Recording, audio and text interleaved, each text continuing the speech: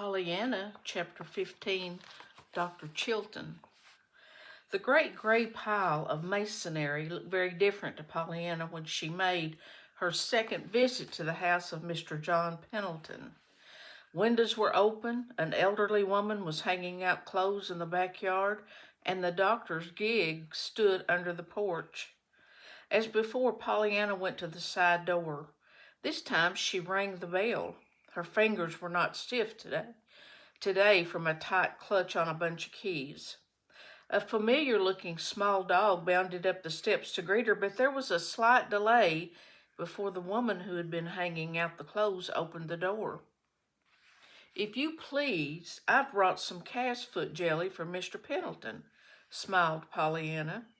"Thank you," said the woman, reaching for the bowl in the little girl's hand. "Who shall I say sent it? And it's calf's foot jelly?" The doctor, coming into the hall at that moment, heard the woman's words and saw the disappointed look on Pollyanna's face. He stepped quickly forward. "Ah, some calf's foot jelly," he asked generally. "That will be fine. Maybe you'd like to see our patient, eh?" "Oh, yes, sir," beamed Pollyanna, and the woman, in obedience to a nod from the doctor, led the way down the hall at once, though plainly with vast surprise on her face. Behind the doctor, a young man, a trained nurse from the nearest city, gave a disturbed exclamation. "But, doctor, didn't Mr. Pendleton give orders not to admit anyone?" "Oh, yes," nodded the doctor. "But I'm giving orders now. I'll take the risk." Then he added whimsically, "You don't know, of course, but that little girl is better than a 6-quart bottle of tonic any day. If anything or anybody can take the grouch out of Pendleton this afternoon, she can. That's why I sent her in." "Who is she?" For a brief moment the doctor hesitated. "She's the niece of one of our best-known residents. Her name is Pollyanna Whittier. I don't happen to enjoy a very extensive personal acquaintance with the little lady as yet, but lots of my patients do, I'm thankful to say." The nurse smiled. "Indeed, and what are the special ingredients of this wonder-working tonic of hers?" The doctor shook his head. "I don't know. As near as I can find out, it's an overwhelming, unquenchable gladness for everything that has happened or is going to happen. At any rate, her quaint speeches are constantly being repeated to me, and just as near as I can make out, just being glad is the tenor of most of them. All is," he added with another whimsical smile as he stepped out onto the porch. "I wish I could prescribe her and buy her as I would a box of pills, though if there gets to be too many of her in the world, you and I might as well go to ribbon selling and ditch digging for all the money we'd get out of nursing and doctoring." Pollyanna, meanwhile, in accordance with the doctor's orders, was being escorted to John Pendleton's rooms. Her way led through the great library at the end of the hall, and rapid as was her progress through it, Pollyanna saw at once that great changes had taken place. The book-lined walls and the crimson curtains were the same, but there was no litter on the floor, no untidiness on the desk, and not so much as a grain of dust in sight. The telephone card hung in its proper place, and the brass andirons had been polished. One of the mysterious doors was open, and it was towards this that the maid led the way. A moment later, Pollyanna found herself in a sumptuously furnished bedroom while the maid was saying in a frightened voice, "If you please, sir, here's a little girl with some jelly. The doctor said I was to bring her in." The next moment, Pollyanna found herself alone with a very cross-looking man lying flat on his back in bed. "See here, didn't I say," began an angry voice. "Oh, it's you," it broke off not very graciously as Pollyanna advanced towards the bed. "Yes, sir," smiled Pollyanna. "Oh, I'm so glad they let me in. You see, at first the lady mine took my jelly, and I was so afraid I wasn't going to get to see you at all. Then the doctor came, and he said I might. Wasn't he lovely to let me see you?" In spite of himself, the man's lips twitched into a smile, but all he said was, "Humph." "And I've brought you some jelly," returned Pollyanna's calf's foot. "I hope you like it." There was a rising inflection in her voice. "Never ate it." The fleeting smile had gone, and the scowl had come back to the man's face. For a brief instant, Pollyanna's countenance showed disappointment, but it cleared as she set the bowl of jelly down. "Didn't you? Well, if you didn't, then you can't know you don't like it. Anyhow, can you? So I reckon I'm glad you haven't, after all. Now, if you knew..." "Yes, yes, well, there's one thing I know all right, and that is that I'm flat on my back right here this minute, and that I'm liable to stay here till doomsday, I guess." Pollyanna looked shocked. "Oh, no, it couldn't be till doomsday. You know, when the angel Gabriel blows his trumpet, unless it should come quicker than we think it will." "Oh, of course, I know the Bible says it may come quicker than we think, but I don't think it will. That is, of course, I believe the Bible, but I mean I don't think it will come as much quicker as it would if it should come now, and..." John Pendleton laughed suddenly, and aloud. The nurse, coming in at that moment, heard the laugh and beat a hurried but a very silent retreat. He had the air of a frightened cook who, seeing the danger of a breath of cold air striking a half-done cake, hastily shuts the oven door. "Aren't you getting a little mixed?" asked John Pendleton of Pollyanna. The little girl laughed. "Maybe, but what I mean is that legs don't last, broken ones, you know, like lifelong invalids, same as Mrs. Snow has got. So yours won't last till doomsday at all. I should think you would be glad of that." "Oh, I am," retorted the man grimly. "And you didn't break but one. You can be glad 'twasn't two." Pollyanna was warming to her task. "Of course, so fortunate," sniffed the man with uplifted eyebrows. "Looking at it from that standpoint, I suppose I might be glad I wasn't a centipede and didn't break 50. Pollyanna chuckled. "Oh, that's the best yet," she crowed. "I know what a centipede is. They've got lots of legs, and you can be glad..." "Oh, of course," interrupted the man sharply, all the old bitterness coming back to his voice. "I can be glad, too, for all the rest, I suppose. The nurse, and the doctor, and that confounded woman in the kitchen." "Why, yes, sir. Only think how bad 'twould be if you didn't have 'em." "Well, he demanded sharply. "Why, I say, only think how bad it would be if you didn't have 'em, and you lying here like this." "As if that wasn't the very thing that was at the bottom of the whole matter," retorted the man testily, "because I'm lying here like this, and yet you expect me to say I'm glad because of a fool woman who disarranges the whole house and calls it regulating, and a man who aids and abets her in it and calls it nursing, to say nothing of the doctor who eggs them on, and the whole bunch of them meanwhile expecting me to pay them for it, and pay them well, too." Pollyanna frowned sympathetically. "Yes, I know, that part is too bad about the money when you've been saving it too all this time." "When, saving it, buying beans and fish balls, you know. Say, do you like beans or do you like turkey better? Only on account of the 60 cents. Look here, child, what are you talking about?" Pollyanna smiled radiantly. "About your money, you know. Denying yourself, saving it for the heathen. You see, I found out about it. Why, Mr. Pendleton, that's one of the ways I knew you weren't cross inside. Nancy told me." The man's jaw dropped. "Nancy told you I was saving money for the... Well, may I inquire who Nancy is?" "Our Nancy, she works for Aunt Polly." "Aunt Polly? Well, who is Aunt Polly?" "She's Miss Polly Harrington. I live with her." The man made a sudden movement. "Miss Polly Harrington?" he breathed. "You live with her?" "Yes, I'm her niece. She's taken me to bring up on account of my mother, you know," faltered Pollyanna in a low voice. "She was her sister, and after father went to be with her and the rest of us in heaven, there wasn't anyone left for me down here but the ladies' aid, so she took me." The man did not answer. His face, as he lay back on the pillow now, was very white. so white that Pollyanna was frightened. She rose uncertainly to her feet. "I reckon maybe I better go now," she proposed. I hope you'll like the jelly." The man turned his head suddenly and opened his eyes. There was a curious longing in their dark depths that even Pollyanna saw and at which she marveled. "And so you are Miss Polly Harrington's niece," he said gently. "Yes, sir." Still the man's dark eyes lingered on her face until Pollyanna, feeling vaguely restless, murmured, I suppose you know her?"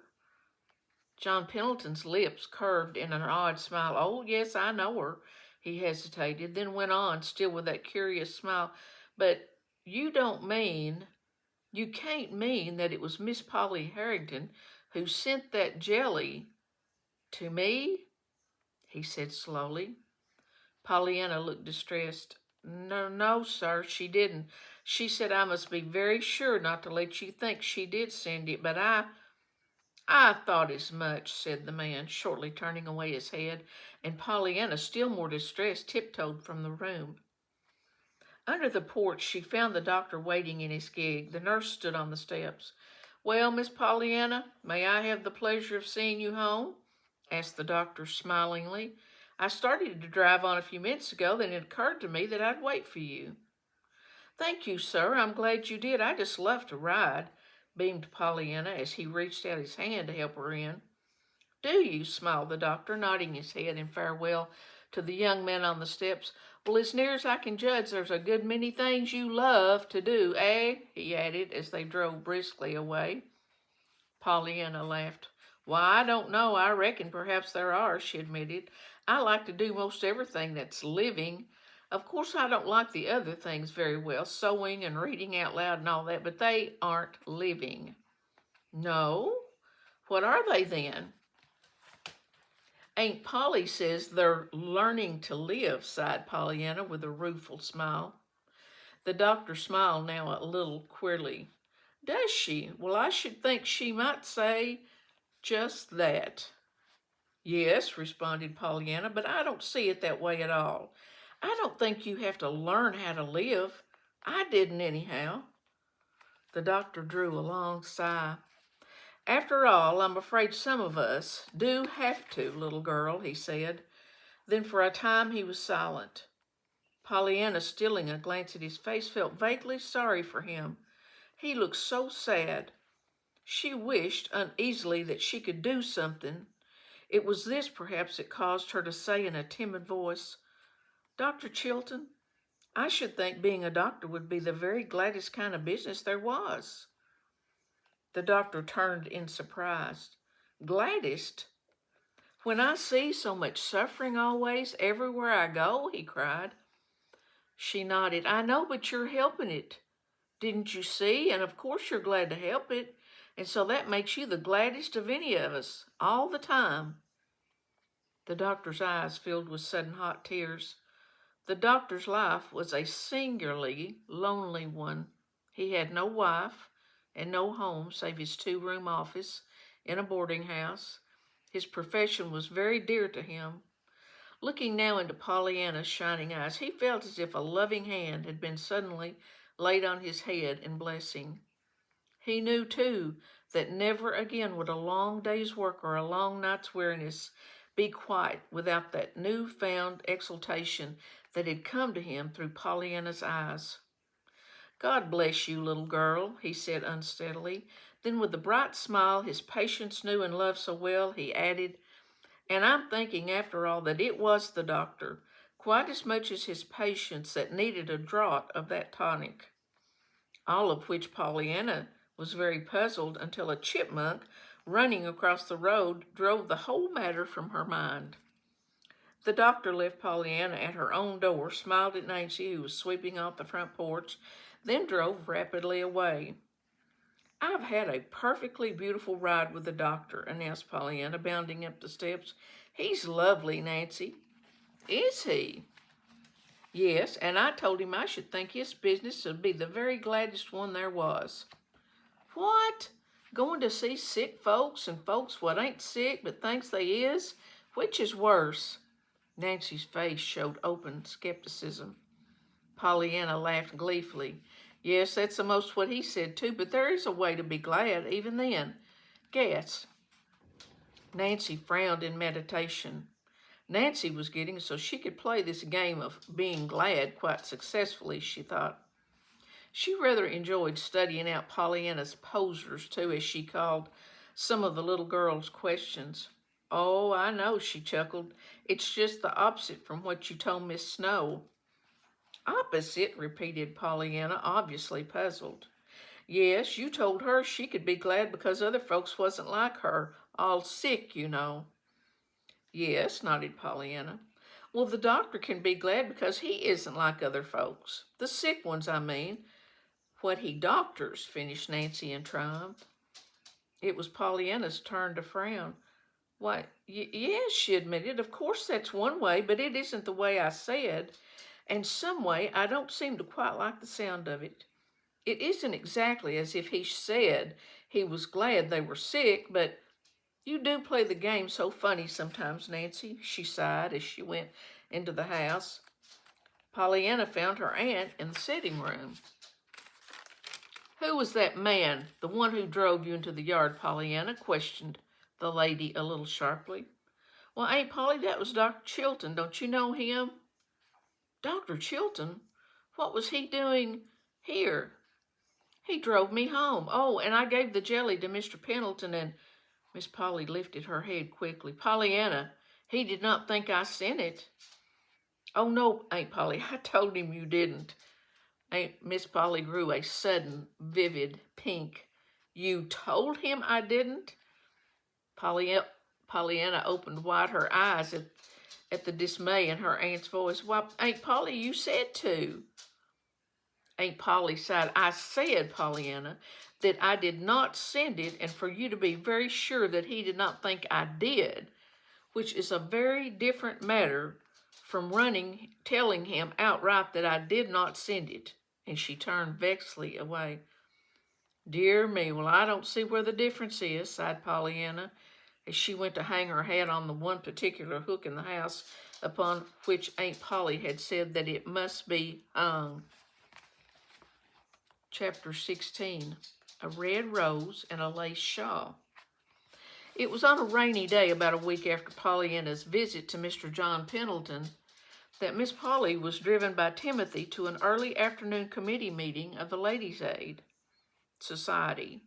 When she returned at 3 o'clock, her cheeks were a bright, pretty pink, and her hair, blown by the damp wind, had fluffed into kinks and curls wherever the loosened pins had given leave. Pollyanna had never seen her aunt look like this. Oh, why, Aunt Polly, you've got 'em too, she cried rapturously, dancing round and round her aunt as that lady entered the sitting room. Got what, you impossible child? Pollyanna was still revolving around and around her aunt. And I never knew you had 'em. Can folks have 'em when you don't know they got 'em? Do you suppose I could? 'Fore I get to heaven, I mean, she cried, pulling out with eager fingers the straight locks above her ears. But then they wouldn't be black if they did come. You can't hide the black part. Pollyanna, what does all this mean? Demanded Aunt Polly, hurriedly removing her hat and trying to smooth back her disordered hair. No, please, Aunt Polly. Pollyanna's jubilant voice turned to one of distressed appeal. Don't smooth them out. It's those I'm talking about. Those darling little black curls. Oh, Aunt Polly, they're so pretty. Nonsense. What do you mean, Pollyanna, by going to the Ladies' Aid the other day in that absurd fashion about that beggar boy? But it isn't nonsense, urged Pollyanna, answering only the first part of her aunt's remarks. You don't know how pretty you look with your hair like that. Oh, Aunt Polly, please, mayn't I do your hair like that? Like Miss Stowe's and put in a flower. I'd so love to see you that way. Why, you'd be ever so much prettier than she was. Pollyanna, Miss Polly spoke very sharply, all the more sharply because Pollyanna's words had given her an odd throb of joy, when before had anybody cared how she or her hair looked, when before had anybody loved to see her pretty. Pollyanna, you did not answer my question. Why did you go to the Ladies' Aid in that absurd fashion? Yes, ma'am, I know, but please, I didn't know it was absurd until I went and found out that they'd rather see their report grow than Jimmy.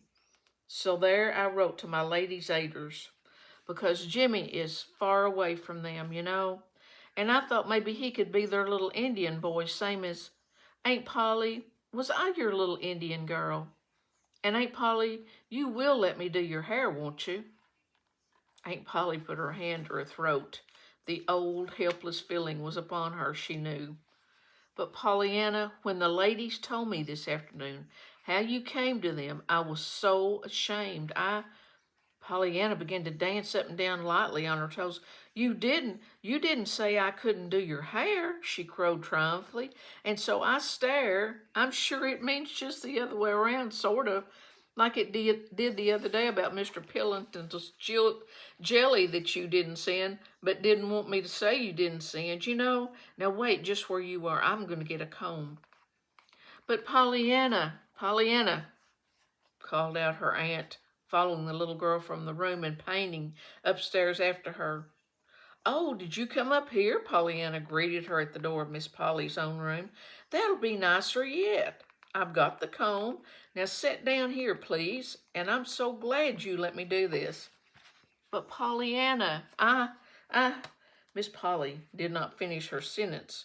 To her helpless amazement, she found herself in the low chair before the dressing table with her hair already tumbling about her ears until 10 eager but very gentle little fingers. Oh my, what pretty hair you've got, prattled Pollyanna. And there's so much more of it than Mrs. Snow has too. But of course you need more anyhow, 'cause you're well and can go to places where folks can see it. My, I reckon folk will be glad when they do see it. And surprised too, 'cause you've hid it so long. Why, Aunt Polly, I'll make you so pretty everybody'll just love to look at you. Pollyanna, gasped a stifled but shocked voice from a veil of hair. I'm sure I don't know why I'm letting you do this silly thing. Why, Aunt Polly, I should think you'd be glad to have folks like to look at you. Don't you like to look at pretty things? I'm ever so much happier when I look at pretty folks, 'cause when I look at the other kind, I'm so sorry for them. And I just love to do folks' hair, purred Pollyanna contentedly. I did quite a lot of the ladies' aiders, but there wasn't any of them so nice as yours. Mrs. White's was pretty nice, though, and she looked just lovely one day when I dressed her up in, oh, Aunt Polly, I've just happened to think of something, but it's a secret and I shan't tell. Now, your hair is almost done, and pretty quick I'm going to leave you just a minute, and you must promise not to stir nor peek even, till I come back. Now, remember, she finished as she ran from the room. Aloud, Miss Polly said nothing. To herself, she said that of course she should at once undo the absurd work of her niece's fingers and put her hair up properly again. As for peeking, just as if she cared how. At that moment, unaccountably, Miss Polly caught a glimpse of herself in the mirror of the dressing table. And what she saw sent such a flush of rose color to her cheeks that the only flushed the more at the sight. She saw a face, not young, it is true, but just now alight with excitement and surprise. The cheeks were a pretty pink, the eyes sparkled, the hair dark and still damp from the outdoor air lay in loose waves around the forehead and curved back over the ears in wonderfully becoming lines with softening little curls here and there. So amazed and so absorbed was Miss Polly with what she saw in the glass that she quite forgot her determination to do over her hair until she heard Pollyanna enter the room again. Before she could move, then she felt a folded something slipped across her eyes and tied in the back. Pollyanna, what are you doing? She cried. Pollyanna chuckled. That's just what I don't want you to know, Aunt Polly, and I was afraid you would peek, so I tied on the handkerchief. Now sit still. It won't take but just a minute, and then I'll let you see. But Pollyanna, began Miss Polly, struggling blindly to her feet. "You must take this off. You child, what are you doing?" she gasped as she felt a soft something slipped around her shoulders.